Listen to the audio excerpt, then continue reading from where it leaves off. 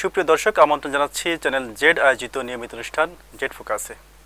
আপনাদের সঙ্গে আছি আমি মেজবা শিমুল। আজকে আমাদের সাথে আলোচনার জন্য উপস্থিত রয়েছেন ঢাকা ইউনিয়ন অব জার্নালিস্ট এর ভাইস প্রেসিডেন্ট এবং দিগন্ত টিভির বার্তা সম্পাদক জনাব শাহিন হাসনাত। শাহিন ভাই, আপনাকে স্বাগত জানাচ্ছি আজকের আলোচনায়। আপনাকেও স্বাগত জানাচ্ছি চ্যানেল জেডের দর্শকদেরকে। সুপ্রিয় দর্শক, আপনারা জানেন যে আজকে আলোচনার বিষয় সেটি হচ্ছে, আপনাদেরকে জানিয়ে রেখে, সেটি হচ্ছে ভারতে মুসলমান নির্যাতন।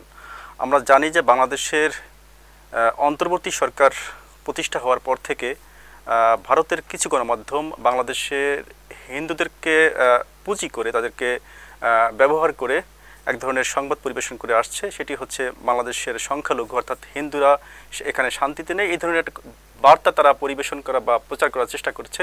আমরা এর বিপরীতে দেখি যে ভারতে, বিশেষ করে পৃথিবীর সবচেয়ে গণতান্ত্রিক বড় যে রাষ্ট্রটি ভারতে, দীর্ঘকাল ধরে মুসলমান নির্যাতন হয়ে আসছে এবং সেই বিষয়গুলো নিয়ে কিন্তু বাংলাদেশের মিডিয়াগুলো সেভাবে সরব হয়নি কখনো। তো শাহিন ভাই, আমরা আলোচনার শুরুতে একটু যেতে চাই যে ভারতে এই যে মুসলমান নির্যাতন, এর আসলে প্রেক্ষাপটটা, মানে এর প্রেক্ষাপটটা একটু জানতে চাচ্ছি আপনার কাছ থেকে। ধন্যবাদ মেজবা শিমুল। আমি আসলে আপনাদের বলতে চাই যে আমরা যখন যে ঘটনাগুলো দেখি, এই ঘটনাগুলা ভারতে যে ঘটনা ঘটছে, এটা মানে প্রথমেই আমি অত্যন্ত গভীর শোক জানাচ্ছি এই দাঙ্গায় যারা হতাহত হচ্ছেন সেই পরিবার পরিজনদের প্রতি। আসলে বাংলাদেশকে ঘিরে শুধু না, সারা পৃথিবীতেই মুসলমানরা একটা টার্গেটেড, মুসলমানদেরকে লক্ষ্যবস্তু করা হচ্ছে। আর সেই প্রেক্ষাপটে যদি বলতে চাই, বাংলাদেশে অপরাপর যে মুসলিম রাষ্ট্রগুলো আছে, সেই মুসলিম রাষ্ট্রগুলোর সঙ্গে লাগোয়া কোনো না কোনো মুসলিম রাষ্ট্র আছে। সেই মানে আপনার ভৌগোলিকভাবে ইরাক বা ইরাকের সঙ্গে ইরান রয়েছে, ইরান, কুয়েত, কাতার, তুরস্ক, আফগানিস্তান রয়েছে, কানেক্টেড পার্শ্ববর্তী দেশ, মানে প্রতিবেশী দেশ বা প্রতিবেশী দেশগুলো মুসলিম রাষ্ট্র। ইভেন আমি যদি এশিয়াতে চলে আসি, দেখবেন যে ইন্দোনেশিয়ার পাশে মালয়েশিয়া আছে। কিন্তু বিশ্বের একমাত্র টেরিটরি, মুসলিম টেরিটরি বাংলাদেশ, যার চারপাশে শুধুমাত্র অমুসলিম ভূখণ্ডই না, এই চারপাশের ভূখণ্ডটা চরমভাবে মুসলিম বিদ্বেষী। আর বাংলাদেশকে অস্থিতিশীল করার জন্য এই চারপাশের যে টেরিটরিটা আছে, এখানে সীমান্ত লাগোয়া যারা আছে, তাদের ভূমিকা অত্যন্ত ন্যাক্কারজনক। মিয়ানমারে ধরেন, তাদের লক্ষ্যবস্তু মিয়ানমারে, মুসলমান তার লক্ষ্য।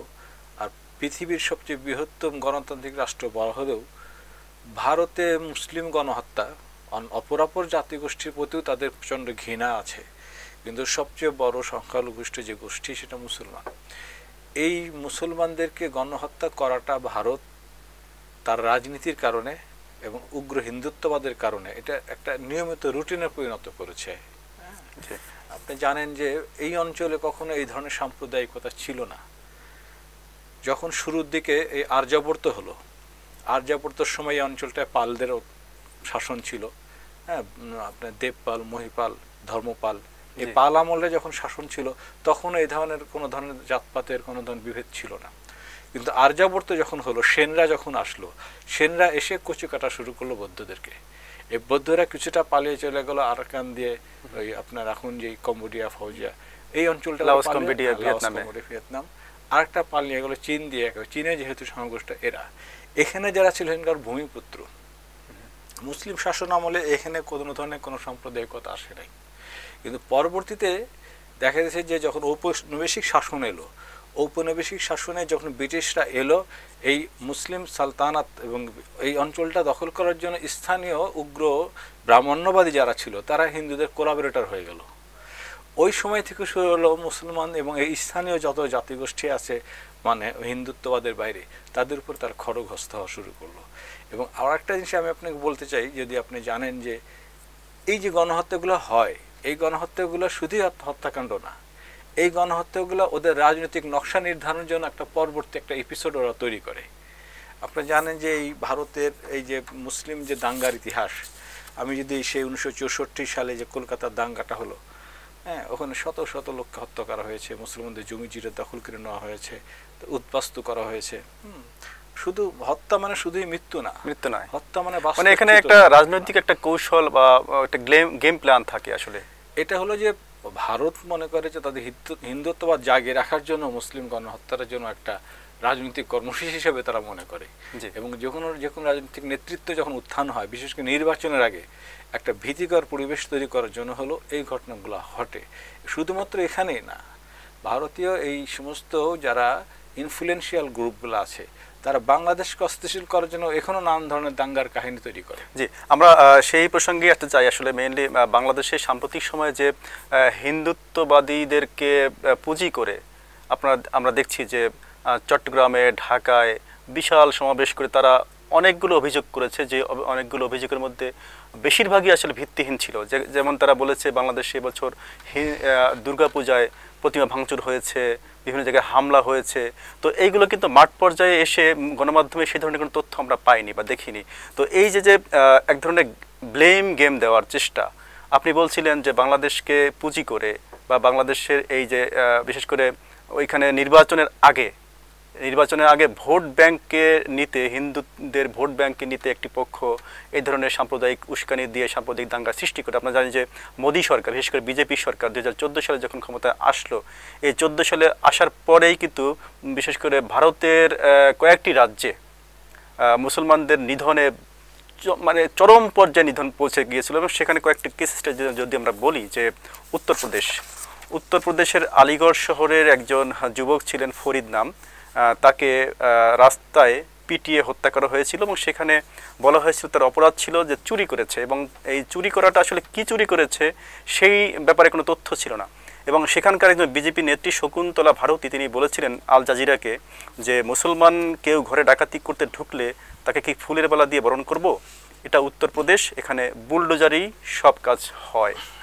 তার মানে হচ্ছে এই বুলডোজার দিয়ে কি মুসলমানদেরকে দমিয়ে রাখা বা নিশ্চিহ্ন করে দেওয়ার কি তাদের এই যে সরকারি প্ল্যানটা, এটা কি শুধু বিজেপির আমলেই সবচেয়ে বেশি দেখা যাচ্ছে কিনা? একটু প্রথমে আমরা যদি বুলডোজার শব্দটা ব্যবহার করি, আপনার হয়তো এই টার্মের সাথে পরিচিত কিনা জানি না। বুলডোজার মানে এই ইকুইপমেন্টস না, কনস্ট্রাকশন ইকুইপমেন্টস যে কাজটা, এটা না। বুলডোজার এটা একটা টার্ম, এর মানে এলিমিনেশন, মানে নিশ্চিহ্ন করে দেওয়া, নির্মূল করা। হ্যাঁ, এলিমিনেট করতে চায় এই সোসাইটিকে। আসলে ওরা এই সোসাইটিকে এলিমিনেট করতে চায়। মুসলিম জনশক্তি যারা আছে, মুসলিমদের যেই জনগোষ্ঠীটা আছে, এটা একটা টার্গেটেড এথনিক ক্লিনজিং। এটা একটা টার্গেটেড এথনিক ক্লিনজিং। এই বিষয়ে আমার পরিষ্কার কথা যেটা, সেটা হলো যে ওরা সামনে ওদের নির্বাচন আসছে, এই সময়টায় ঘটনাটা বেশি ঘটবে, এক নম্বর। দুই নম্বর কথা হলো যে বাংলাদেশ সহ আপনি জানেন যে মালদ্বীপ, শ্রীলঙ্কা, আশপাশ নেপাল, বিভিন্ন রাষ্ট্রে ভারতীয় উগ্র হিন্দুত্ববাদীদের একটা প্রভাব বলয় ছিল। এই প্রভাব বলয়গুলোতে যখন একটা আপরাইজিং তৈরি হয়ে যায়, শ্রীলঙ্কায় যে ঘটনাটা ঘটছে বা মালদ্বীপে যে ঘটনাটা ঘটছে, নেপালে যে ঘটনাগুলো ঘটছে, ওরা একের পর এক ওদের যে নিয়ন্ত্রিত যেই দেশগুলো ছিল, নিয়ন্ত্রিত দেশ ঠিক না, ওদের নিয়ন্ত্রিত যে গ্রুপগুলো ছিল, সেগুলো যখন জনরোষের শিকার হচ্ছে, তখন ওরা এটাকে অন্যদিকে ঘুরে নেওয়ার জন্য এই যাতে মুসলিম জেনোসাইডে আবার নতুন নতুন ফাঁদ তৈরি করে। এই ট্র্যাপগুলো তৈরি করে মূলত তাদের এই পার্শ্ববর্তী এলাকায় আধিপত্যবাদী যেই নীতি আছে, আসমুদ্র হিমাচল ভারতের যে নীতি, হিমালয় থেকে সমুদ্র মহাসাগর পর্যন্ত ভারত মহাসাগর একটা নিজস্ব একক রাষ্ট্র মানে প্রতিষ্ঠা করা, যেটা নেহরু ডক্ট্রিন ছিল জানেন। আগে এটাকে বলা হয়তো বাল পাল লাল, হ্যাঁ, শব্দটার সাথে অনেক হয়তো পরিচিত না। হ্যাঁ, বাল গঙ্গাধর তিলক, বিপিন পাল আর লালা রাজপথ রায়, এদের যে মেথডটা ছিল, এই মেথড অনুযায়ী কিন্তু এখনো এই এথনিক ক্লিনজিং, বিশেষ করে টার্গেটেড মুসলিম জেনোসাইডটা চলছে।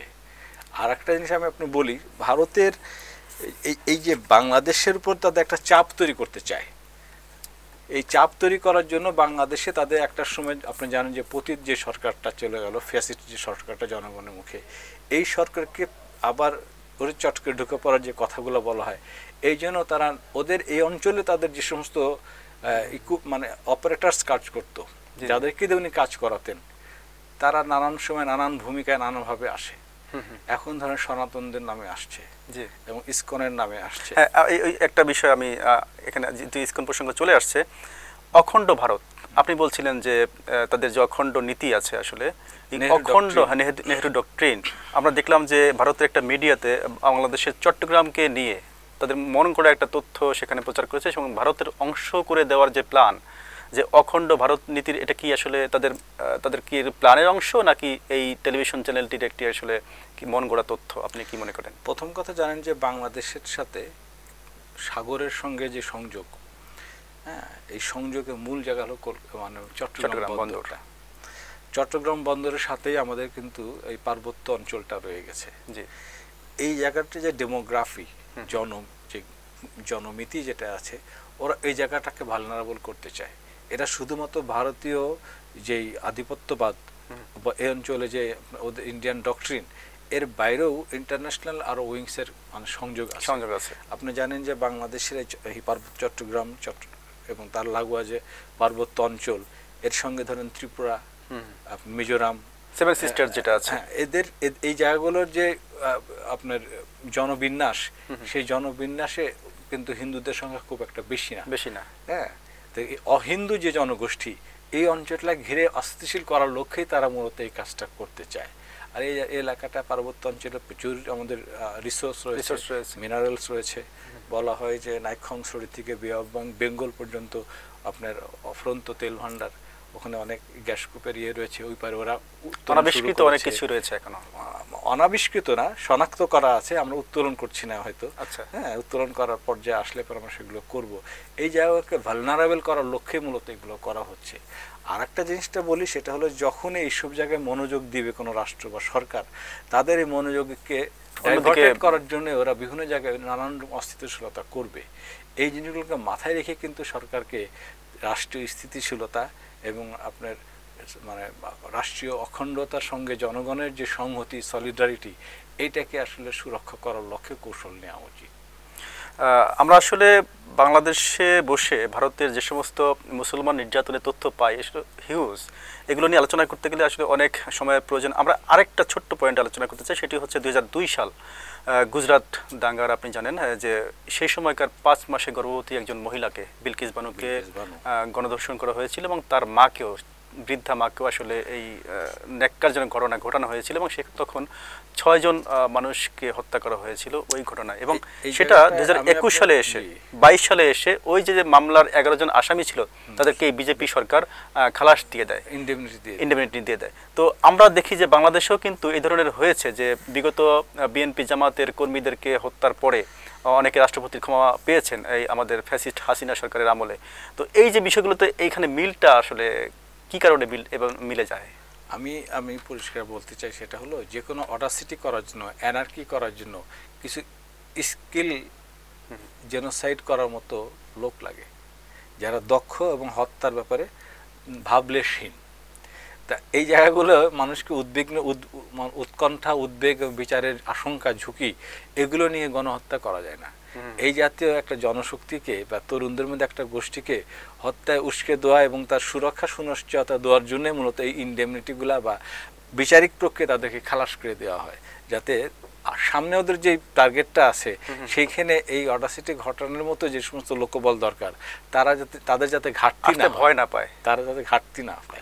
হ্যাঁ, আসলে আমাদের সমস্যাটা হয়েছে কি, যে বাংলাদেশ শুধু না, এই ভারতের মধ্যে যারা মুসলমান যারা রয়েছে তাদের উপর যে জেনোসাইডটা হচ্ছে, যেমন আমাদের দেশে ধরেন গত 16 বছর ধরে যেই গণহত্যা, গণনিপীড়ন, জুডিশিয়াল কিলিং, লুণ্ঠন হয়েছে, আমাদের গণমাধ্যমে আসে নাই।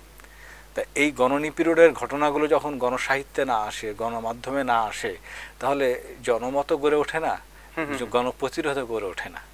তা ভারতের এই বিষয়গুলো যদি আমাদের প্রচার মাধ্যমগুলো হোক বা আন্তর্জাতিক প্রচার মাধ্যমের যদি ফোকাস করা হতো, আমার মনে হয় আন্তর্জাতিক মানবাধিকার যে শক্তিগুলো আছে তাদের চাপের কারণে ভারতকে ব্যাকফুটে থাকতে হতো। কিন্তু আমাদের এই ঘটনাগুলো প্রচার করা উচিত।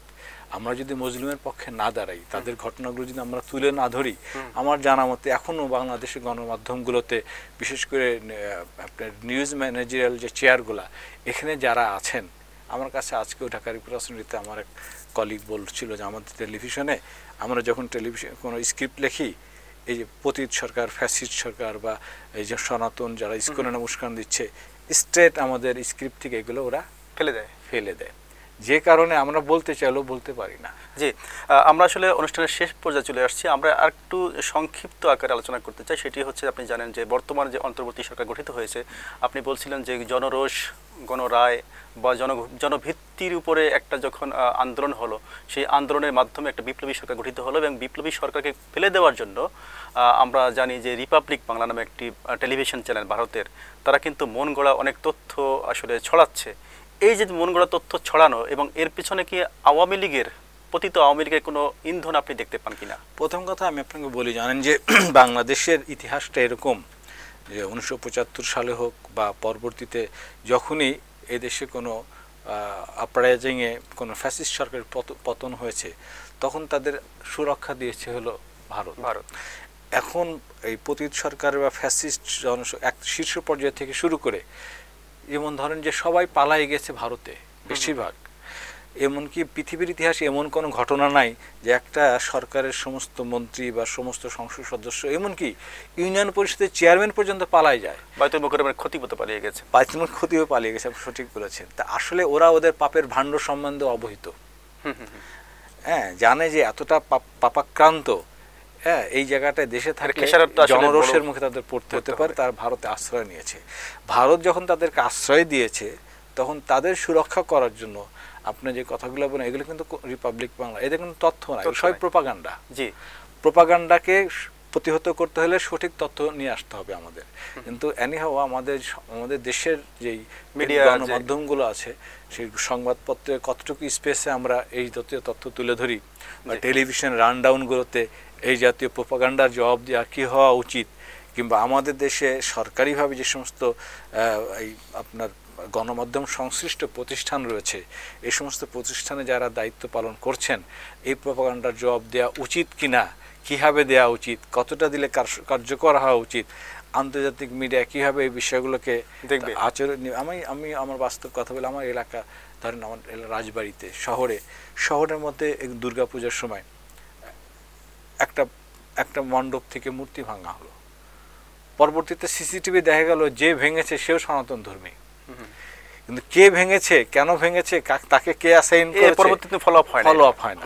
হ্যাঁ, এবং বাংলাদেশে যতগুলো মন্দিরের ঘটনা ঘটছে, দেখবেন যে ওদের ভিত্তিতে ঘটানো হয়। হ্যাঁ, এগুলোকে বলা হয় স্টিং অপারেশন, যে এটা কে রেসপন্স করলো, তাদেরকে এই আওতায় নিয়ে আসা, এবং যারা এই সমস্ত জেনোসাইড বলি আর আপনার সংখ্যালঘু নিপীড়নের ব্যাপারে কারা সোচ্চার, এদেরকে টার্গেটে নিয়ে এসে সামাজিকভাবে তাদেরকে হেয় করা হয়। আমাদের আসলে বোঝা উচিত যে বাংলাদেশের সামনে চ্যালেঞ্জগুলো কী। একটা সরকার যখন ফ্যাসিবাদের বিরুদ্ধে যখন জনগণের একটা অভ্যুদয় ঘটলো, তখন সেই সরকারের কাছে মানুষের আকাঙ্ক্ষাটা অনেক বেশি। তারা চায় যে দেশে স্থিতিশীলতাকে 1 নম্বর প্রায়োরিটিতে নিয়ে আসছে। কিন্তু এই স্থিতিশীলতা যদি আসতে না পারে, আজকে আনসারের নামে, কালকে ছাত্রদের নামে, এরপর সনাতনের নামে, এরপর দলিল লেখকদের নামে, নানান নামে আবরণে আসছে। এবং টার্গেট কিন্তু আপনি দাবি দাওয়া তুলে ধরা একটা ব্যাপার, কিন্তু বিষয়ের অস্থিতিশীল, এর পেছনের আসলে কারণটা আমরা সবাই জানি বুঝি। কারণটা সবাই জানি বুঝি শুধু না, আমি যে জিনিসটা বুঝি সেটা হলো, এই দেশকে রক্ষা করতে হলে এই দেশের সংখ্যাগরিষ্ঠ মানুষের বোধবিশ্বাস, এবং এই যে গত জুলাই অভ্যুত্থানের যে স্পিরিট, বারবার গণমাধ্যমে এটা যদি আমরা আলোচনা না করি, তাহলে আমাদের এই বিপ্লব ব্যাহত হওয়ার আশঙ্কা রয়েছে। শাহিন ভাই, আপনাকে ধন্যবাদ। আসলে আলোচনার বিষয়টা এমন পর্যায়ে গিয়েছিল যে আমরা যদি আরও চাইতাম যে আরও অনেকক্ষণ ধরে আলোচনা করতে পারতাম, কিন্তু সময় সংক্ষিপ্ততার কারণে আমরা এখানে শেষ করতে হচ্ছে। সুপ্রিয় দর্শক, আপনারা দেখলেন আজকের আলোচনা। আসলে আলোচনা করলাম বাংলাদেশ এবং ভারতের মধ্যকার যে মুসলমান নির্যাতনের বিষয়, সেগুলো আমরা জানি যে জুলাই গণবিপ্লবের পরে যে সরকার গঠিত হয়েছে, সেই সরকারকে আসলে বেকায়দায় ফেলতে বিভিন্ন ধরনের প্রোপাগান্ডা চলছে, বিশেষ করে ভারতীয় মিডিয়া। আমরা এই সমস্ত মিডিয়ার প্রোপাগান্ডা বা অপপ্রচার সম্পর্কে তথ্য নির্ভর আলোচনা করতে চাই। সে ব্যাপারে আমরা নিশ্চিত, আমরা জানি যে আগামী পর্বে আরও এই ধরনের তথ্যবহুল আলোচনার সামনে হাজির হব। সে পর্যন্ত সবাই ভালো থাকুন এবং চ্যানেল জেটের সঙ্গেই থাকুন। আল্লাহ হাফেজ।